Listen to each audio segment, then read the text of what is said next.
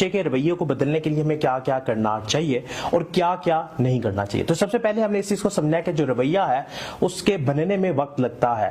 ہمارے دماغ میں جو بھی ڈیٹا جاتا ہے وہ ہمارے حواس خمسہ کے ذریعے دماغ میں ریکارڈ ہوتا ہے. جو ڈیٹا ہمارے دماغ میں چلا جاتا ہے ہمارا رویہ اسی سے متاثر ہو رہا ہوتا ہے. اب وہ ڈیٹا جو ہمارے دماغ میں ریکارڈ ہوا مثبت بھی ہو سکتا ہے منفی بھی ہو سکتا ہے.